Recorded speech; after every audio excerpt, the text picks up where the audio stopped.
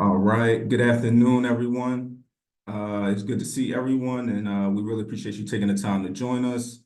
My name is Kyle Tribble, and I serve as Director of Culture and Engagement here at the School District's Diversity, Equity, and Inclusion Office. We're really very grateful for you all taking the time and just stopping by to the Equity in Practice series. Before we begin, we typically always go over just quick housekeeping rules. So we're just asking all attendees to remain on mute until the Q&A section, Q&A session, which will be immediately after today's presentation. So our guests will prompt the Q&A session. This serves as a lunch and learn series for many. So please feel free, enjoy your lunch on or off camera. We really appreciate the time. And we definitely don't want to stop you from getting your food. So please feel free. I also want to make mention that this session will be recorded, as I mentioned before, and that's indicated in your top left corner. You will be able to find this recording on our YouTube page, and I'll be able to send that link out in the chat momentarily. For those that don't know, briefly, I'll just cover that. Give me 1 second. Have some folks still coming in. So for those that don't know, the Equity in Practice series is a collection of community learning opportunities hosted by the school district's Office of DEI in collaboration with community-based organizations. Those organizations are typically focused on equity, cultural awareness, and social justice. The goal of this series is to establish a community of learning between SDP and community-based organizations that will promote collective learning and also collective action that leads to equitable change throughout the city of Philadelphia. And as always, we want to start with our historically marginalized communities and populations. So this month is Women's History Month. So I want to wish everyone a happy Women's History Month. And we thought it would be fitting to collaborate with an organization that is doing amazing work for young women and girls in the city of Philadelphia. Today's session, we are excited to welcome Know Your Worth Girls, Inc. Know Your Worth Girls, Inc. Aims to strengthen and encourage self-esteem amongst young girls, while also fostering a sense of self-assurance and empowers them to face challenges head-on and look towards a bright future. Today's presentation will be led by Know Your Worth Girls, Inc.'s founder and CEO, Aquila Brown. Aquila and KYWG, thank you so much for joining us, and the floor is yours. And I will be pulling up your presentation now. All right. Good morning, everyone. Hi, my name is Aquila Brown. I'm the founder and executive director of Know Your Worth Girls, Inc. KYWG, if you can kindly introduce yourself. Hi, I'm KYWG. I am the assistant director of Know Your Worth Girls, Inc. Can everybody hear me good? You can hear me good? Hello? Yes, I can hear you. Sorry, let me put this presentation back up. Okay. All right, guys. So today we have a presentation for you. Give me a second. Can everyone see my screen? Yes. Great. All right. So today we have a presentation, Equity in Practice, Strategies for Inclusive Education, Building a Supportive Environment for At-Risk Girls. Next slide, please. So welcome to today's presentation on empowering students through inclusive education practices. Our organization is committed to fostering, Our organization is committed to fostering an environment where youth girls feel valued, supported, and empowered to reach their full potential. So just a little history of our organization. Know Your Worth Girls was established 5 years ago, simply with just the intention to teach youth girls the outcome of gaining heightened self-esteem, improve skill levels to sustain a quality of life, improve decision-making that benefits educational and cultural enrichment, and high school graduation rate increase. With the Urban Art Gallery, we believe in our dreams since 2019. We've been able to house our programs at the gallery located at 262 52nd Street. As we strengthen our ties within the community, we've also partnered with local universities and organizations to host workshops at their locations as well. With an extensive wait list since launching the organization, we are currently seeking the main site to house the organization to facilitate more youth within the city. We strive to provide a safe haven that provides programming, events, and opportunities that encourage personal growth and success. Next slide, please. So when it comes to our core values, it includes empowerment, discipline, dedication, and determination. We teach youth girls how to pretty much be open-minded and receptive when it comes to learning new things. In the environment that we live in today, it doesn't allow us to feel welcome and be different, right? So people just assume that you're weird, but at our organization, we empower innovative, rarefied dreams to all of our girls. With mentees self-publishing their very first book in 2020 during COVID and excelling in their success paths, our goal is to keep our girls engaged in a violence-free atmosphere, encouraging motivation, drive, and excellence. If you can see to the right, the young lady posing with the dial is our 14-year-old mentee, Zahira Bailey. She's a model, philanthropist, and author. In 2018, Zahira lost her father due to gun violence and struggled with mental health issues. Once she experienced therapy and gained coping mechanism through program workshops, she can now advocate and bring an awareness to mental health by helping build resilience and peace for youth females impacted by gun violence.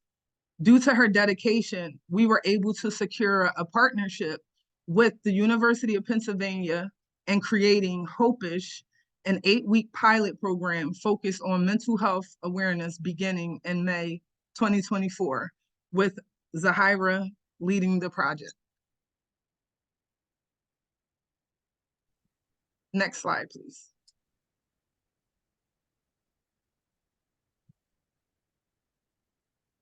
So here we have our stats. Now, providing a safe haven for youth girls is crucially needed.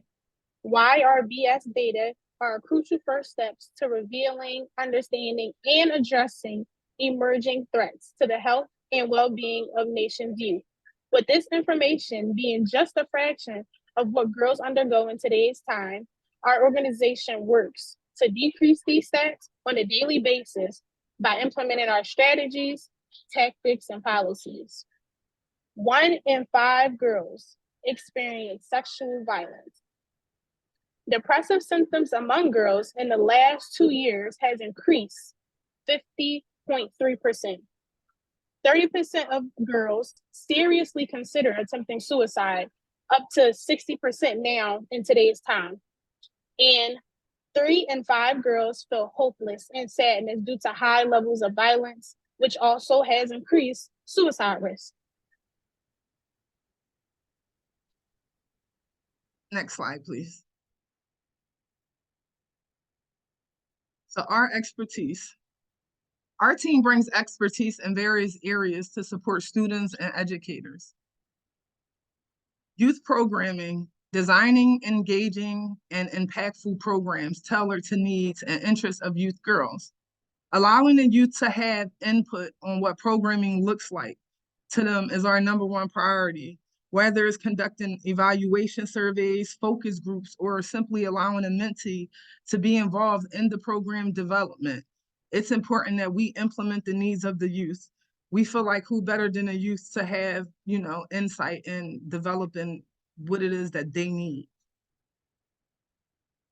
So as you can see, a few programs that we do offer, which one being the very first one we've been hosting for 5 years, is our Black Girls in Sync mentoring program. It's typically geared to girls ages 8 to 17, and the program aims to strengthen the self-esteem of girls while providing an innovative platform that allows them to develop self-worth and sisterhood through interactive workshops. Program days are typically Saturdays and some Wednesdays throughout October through June each year.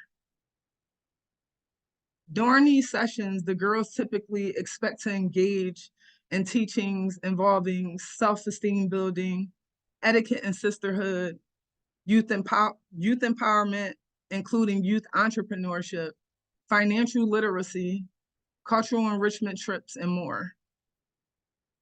We also do a youth summit retreat as well. That's included in the program, but we listed it separate because we wanted to give you guys like more depth of what that looks like for us. The next program that we do have is For the Streets Community Civic Engagement Coalition. It's pretty much a team that aims to empower, build, and improve community outcomes through power of message and teamwork.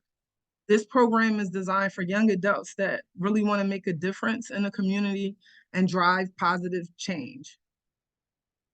This particular program offers two divisions where young adults get to impact through teamwork by engaging in community service, or impact through power of message. The goal is to raise awareness by addressing social issues that include economical, environmental, and cultural well-being in a dope way. Program days are Sundays, 9 to 12 a.m., March through May this year. As far as our youth summit retreat, it's pretty much for youth that's looking to engage in wellness, cultural enrichment, and experiences, and just being around like-minded youth, right? We don't get to really like experience that. There's so much going on in Philly with the violence and everything. So every year we just try to allow our youth to choose the destinations, to retreat, to just escape, all of the environmental setbacks that we deal with. Pretty much the retreat is normally held 3 to 5 days in July. Costs typically vary, but we make it definitely affordable for parents. And we also offer scholarships for youth to attend as well each year. The last program that I will touch base on is the one that I spoke about earlier, which our mentee Zahira, our 14-year-old mentee Zahira is leading, which is Hopish, mental health and wellness program. That's for girls ages 13 to 17. This program typically aims to provide guidance and resources to young ladies who struggle with anxiety, depression, and trauma.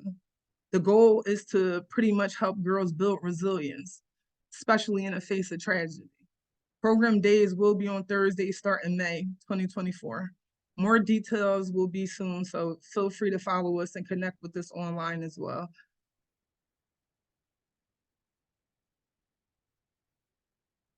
Kaija, if you would like to touch on the personal development. Yes. So, personal development. We empower our individuals to develop essential life skills, resilience, and self-awareness, in addition to facilitating meaningful mentorship relationships to support students' academic and personal growth.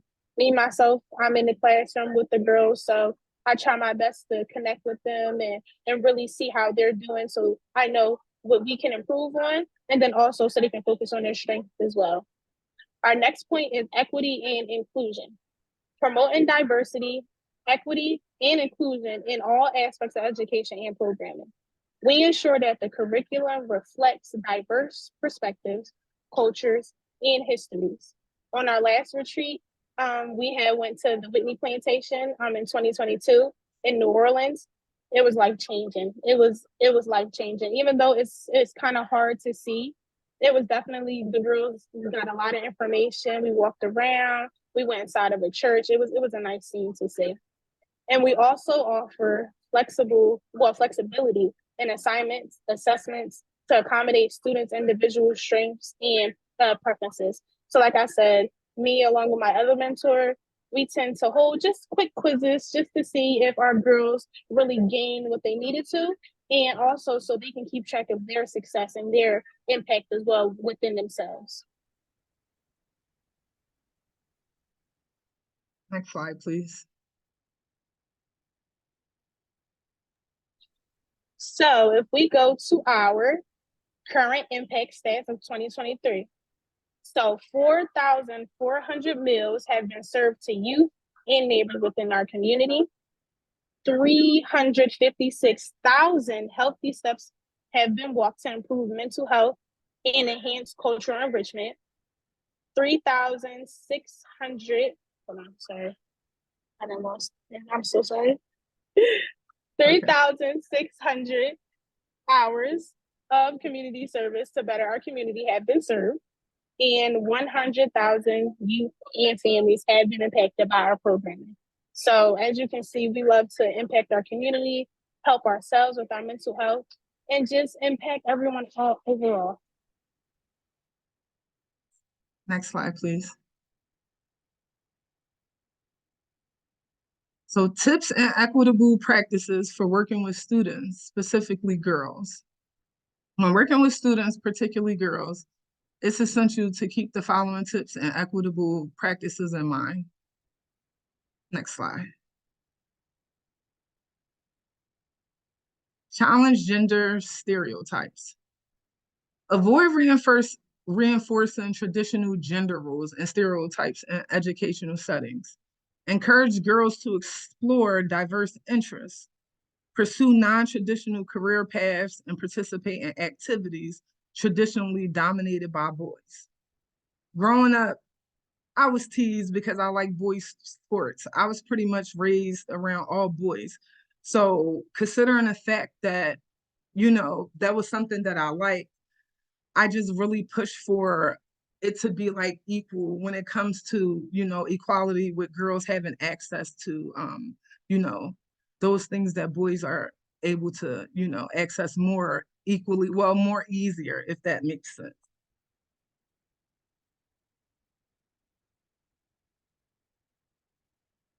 Promoting confidence and self-efficiency.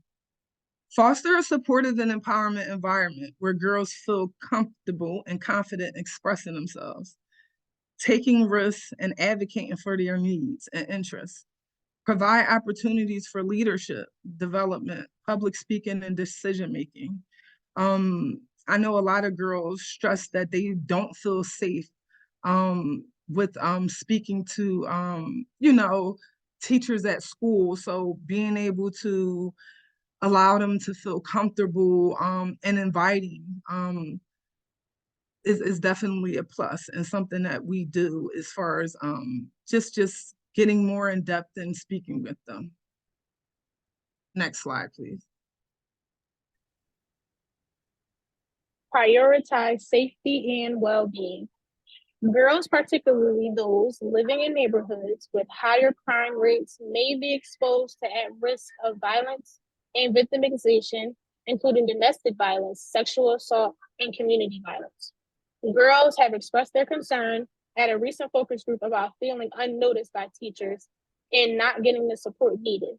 If we can create a more inviting space, an inclusivity space where girls feel comfortable discussing sensitive topics, seeking support for mental health and concerns, and reporting instances of harassment or discrimination, they may be more receptive. A lot of the girls have a hard time feeling like they are able to voice how they feel. As I talk to them, even with their parents, among teachers, it's kind of hard to feel like you'll have that support, because maybe they may feel judged, or maybe they've never actually talked about their feelings before, or had to talk about that safety that they don't feel like they have. So creating a more inviting space and letting them know that this is a safe place and you can tell me however you feel and I will be receptive, then it'll give them a more opportunity to be receptive and open as well. Next slide, please. So celebrate diversity, recognizing and celebrate diversity of experiences, identities, and backgrounds among female students. Incorporate diverse perspectives and voices into the curriculum and extracurricular activities to ensure all students feel represented and valued. One of the things that we introduced to our girls was teaching them about period poverty and how to embrace being a woman and having, a period, and being okay with that, and being confident with that. It taught them a lot, introducing them, and it gave them confidence to be able to want to walk through the school halls to say, oh, I have to go to the bathroom and I have my pad in my hand. Just simply that confidence and having that that education of diversity and allowing them to, you know, just be free and understand and be confident in who they are. So that's definitely something that we represent and value. Encouraging mentorship and role models, providing opportunities for girls to connect with positive female role models, mentors, and peers who can offer guidance, support, and inspiration. One of the things I'm like Miss Aquila, I'm the one that everyone calls, even if we don't have program days, right? They can call me, let's go, what y'all need some positive reinforcement. We're going to create that safe space for them to be engaged, because that's what we do as mentors. We drop everything that we do to be able to facilitate the needs of the girls. Next slide, please.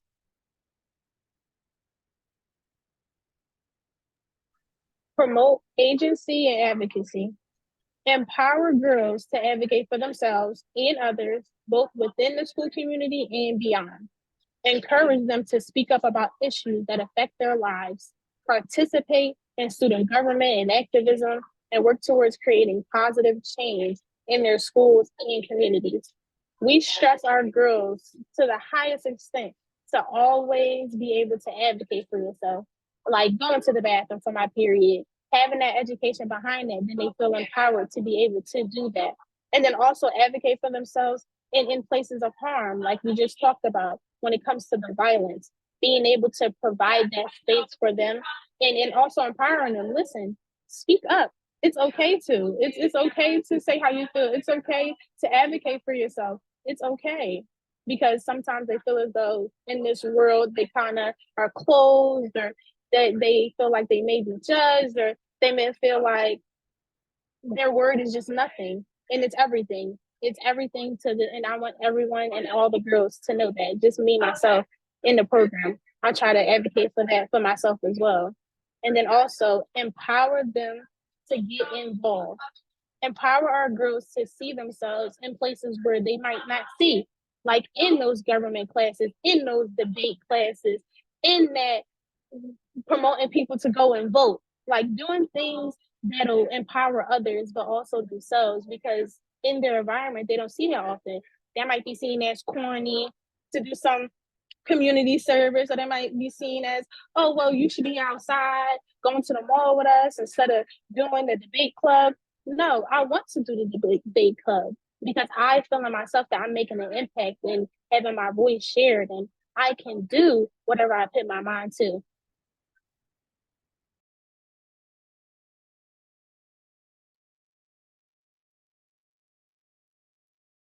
So in conclusion, by implementing these tips and equitable practices, educators and school district staff can create a more inclusive and supportive environment where all students, including girls, can thrive.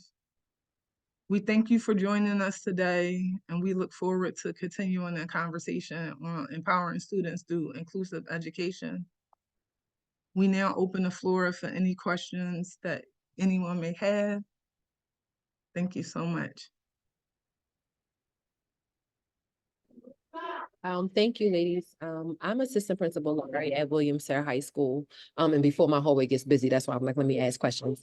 I was wondering, what does this look like? Do you all, I know that you talked about the different programs that you offer, one on Wednesday and Saturday, one on Sunday, but do you all offer partnerships in this during the school day or after school more frequently during the week?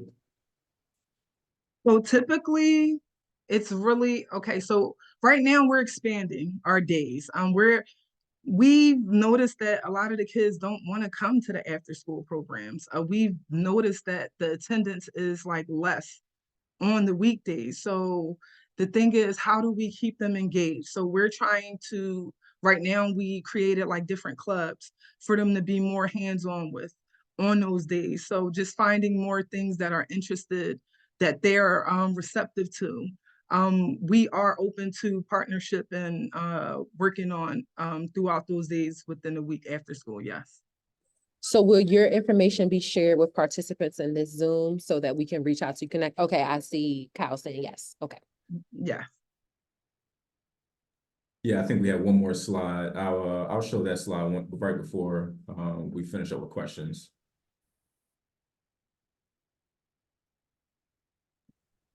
I have a quick question, if I may. Just wanted to ask you both, what has been the most rewarding, just experience like with this journey with Know Your Worth Girls? I would say the most rewarding is getting that message or that DM from that previous mentee telling me how much our programming impacted her life.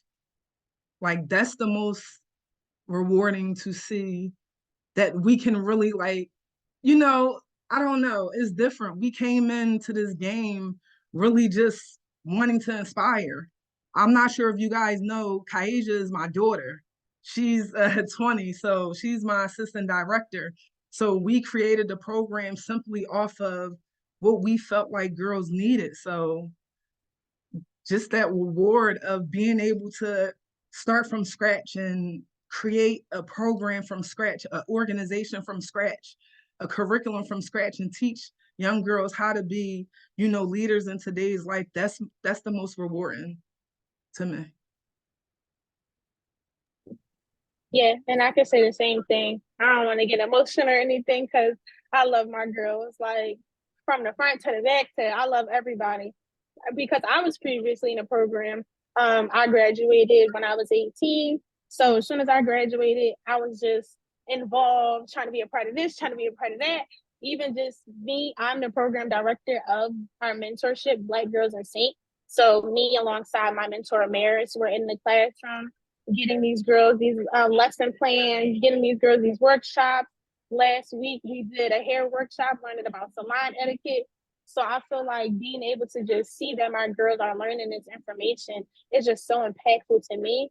And then also just being a person that they can come to. Like I don't know, I love being a big sister. Maybe it's because I'm the oldest, but I just love like helping and guiding these young girls. One of the girls had reached out to me just outside of school, and she asked me if I could help her on her religious journey. And me even being a part of that was just a little stem of me being a part of her life from the program. So it just made me so happy that I can even just impact her in a different way outside of the classroom, and being able to guide them in from the wrongs and the rights. I let them know, listen, this is where I messed up at, but this is how I fixed it. It's all about recognition and also acknowledging that you can do better. Always empower yourself. So just seeing their growth within the classroom and outside of the classroom is my biggest thing. Oh, that's amazing. That's amazing. Appreciate that. Are there any more questions before we close out? Looks like we're going to close out a little bit early. Hi, I have a quick question. First of all, thank you both. Your program is amazing and you're very inspiring to me and for my students. I work at a small elementary school in the Kensington area. We're just K-5, so our girls are definitely on the younger end for your program, but I would love to be able to advertise it to our families who have older siblings also. Do you have any specific advertising pamphlets or something we could post onto our social media or dojo or anything that you would rather us use as opposed to me just giving the information? Yes, we actually do. I can actually get your email before we get off the Zoom, and we can shoot some information over to you. That would be fabulous. Thank you. I'll put it in the chat. Thank you so much. Any more questions? Yeah, I have a question. I'm Kira. I'm the project manager for our Para Pathway program, and you guys are familiar with that. I was just wondering, do you know if any of the girls are interested in being teachers? Actually, Kaija. So I know I have to remember exactly, but it's crazy because recently we did just ask them like what they wanted to be and aspire to. So there was one specific girl. Let me look back on Dakota. I was about to say I think it was Dakota. Yes, one of our girls were interested in being a teacher. Do you have like any information or pamphlet that can help her with that? Yeah, I can give you some information about it. I don't know, my thought was, I mean, you have to be a paraprofessional in the school district to do that. I think you need to be 21, if I'm not mistaken. Anybody knows to be a para, I think you have to be at least that age. Um, Or a high so school graduate. I think it's like one of the two, at least a high oh, school graduate, I think. okay. So like I mean age wise. Yeah, because I know we pay for them to go to school to get their either bachelor's degree in teacher cert, or if they already have a bachelor's, then their teacher cert. So that's what we're doing now. Okay. I don't know. I thought that would be like a good maybe pipeline to kind of think about maybe incorporating. We're actually about to graduate our first group of Parapathway graduates. So they were all former paraprofessionals, and now they're going to be certified teachers come in May. Mhm. Anybody want site select, call me. I know. But yeah, so I think it might be just a good avenue for any of the girls if that teaching was something that they thought they may want to do. I don't know. Could be something No, worth talking definitely. about. Yeah. No, I think that's definitely something. And even like we have connections with so many other organizations in Philly as well. So it's not just our organization. So if we're able to tap into connecting with our network, we'll be more than glad to do that as well. So as long as you could shoot me over the information, listen, I'm sharing it. We got you. Yeah, just I'll put my email address in the chat. But yeah, we're trying to get more teachers, trying to diversify our district. We definitely need more black and brown male teachers for sure. Okay. But you know, females, for sure are definitely needed as well. So Okay. I'll We'll put definitely my keep that in mind. okay. Thank you so much, Kara. Do we have any more questions before we wrap up? All right, I want to just say thank you so much to Aquila and Kaeja and representing Know Your Work Girls, Inc. We really appreciate the wonderful presentation, and it seems like it's already a lot of connection going on, so we're very happy about that. And yes, we really appreciate all the great work you all are doing for the city of Philadelphia and specifically the girls in Philadelphia. So thank you. So what I'll do is I'll be sure for those who may have been able to come in late or have maybe a colleague that wants to view these videos, I'll be sure to send out a link to where as though you can view them on YouTube. That we typically post them just a few days after. I will do that shortly just in case you want to share that video. And then I will also, as we leave, I will put back the PowerPoint to where as though you can find the contact for Know Your Worth Girls Inc. as well. So you can screenshot that, write it down. It'll be up until you leave. So thank you, everyone, and have a great day. And I'll be sure to put everything up now. Thank you so much, Kyle, for having us. Yeah, thank you, Absolutely. Kyle. This was Thank awesome. I you. look forward to the Ramadan one. Bye-bye. Nice, nice. Yes, Thank Ramadan will be you. tomorrow. Yep. All right. See you then. There's Bye-bye. the email for Have a good everyone one. and social media. Take care, everyone. Oh, let me screenshot that. Kyle, I didn't tell you, we're having a Ramadan community iftar. We partner with Zogi's food truck at Oh, nice. 2300 Oregon Ave. And we're out there, listen, we out there serving 1,000 meals. Like Nice, the whole Yeah, month nice. of Mondays and Ramadan. Thursdays. Nice. That's wonderful. That's wonderful. And that happens when? Tomorrow? Or